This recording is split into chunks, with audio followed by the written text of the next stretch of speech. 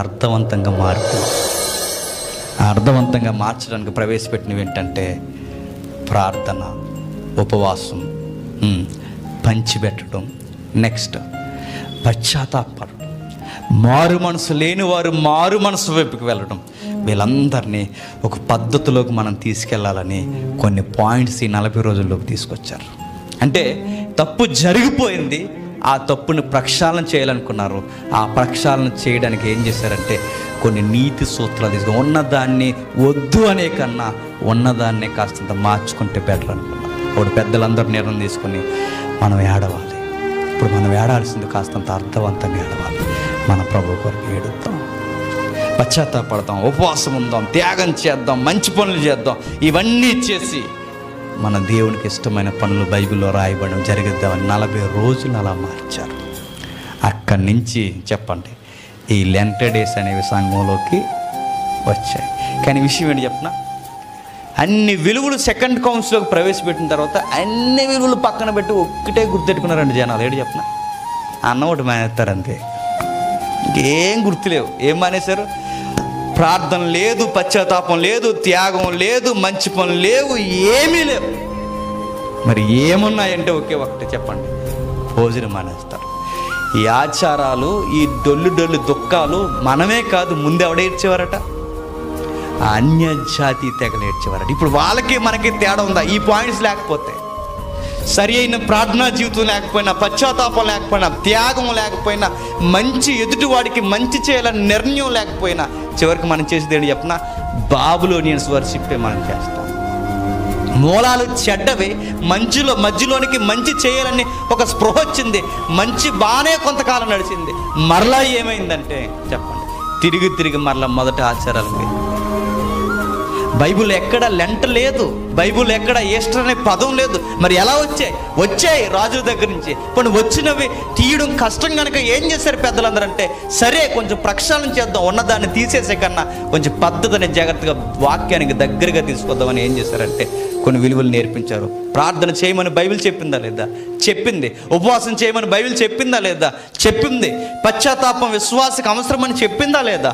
చెప్పింది. ఇలాంటి విలువలన్నీ వడబోసి ఈ 40 రోజులు ఇది మనం ఖచ్చితంగా అలవాటు చేసుకోవాలని తీసుకొచ్చారు.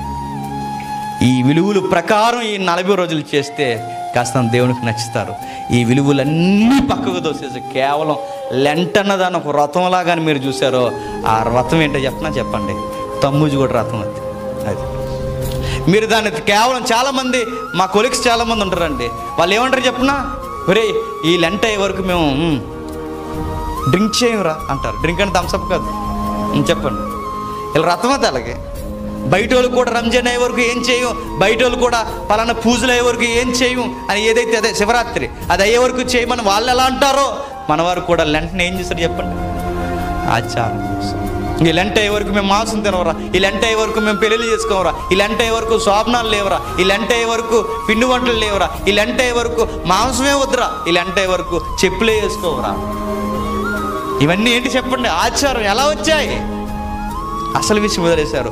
పెద్దలకు కూడా ఎందుకు చెప్పినా, శ్రమ దినాల్లో ఎందుకు పెళ్ళిళ్ళు, శ్రమ దినాల్లో ఎందుకు కార్యక్రమాలు పెట్టుకోవద్దంటారంటే, ఆ టైం మీరు వెయిట్ చేయొద్దు. ఆ టైం వేస్ట్. మీరు పెళ్లి కోసం పెళ్లి కనుక మీరు లెంట టైంలో పెట్టుకున్నారనుకోండి, 40 రోజులు దేవునితో గడపాలనుకున్న టైం అంతా పట్టుకుని మీరు ఎక్కడ పెడతారు? ఆ పెళ్లి కోసం. పెళ్ళి అవుతుందంటే ఎవరు నిద్రవుతారండి? వాళ్ళు నిద్రవారు, ఇంకా ఎవరు నిద్రవనివారు. అందుకే ఆ టైంలో మీరు టైం అంతా వేస్ట్ చేయొద్దు. 40 రోజులు దేవునికి కంకణం కట్టుకోండి. ఉపవాసంలో స్టామినా పెంచుకోండి, ప్రార్థనలో నాణ్యత పెంచుకోండి, పంచిపెట్టడంలో నాణ్యత పెంచుకోండి, త్యాగంలో పశ్చాత్తాపంలో నాణ్యత పెంచుకుని, ఈ నాణ్యత పెంచుకునే టైంలో ఈ పెళ్ళిళ్ళు శిఖార్లు ఇవన్నీ పెట్టుకోకండి. దేవునికి దగ్గరగా ఉండండి అని నేర్పించారు. అంత మానేసాము. కేవలం ఏది మాత్రమే మనం నేర్చుకున్నాం చెప్పినా ఒకే ఒకటే.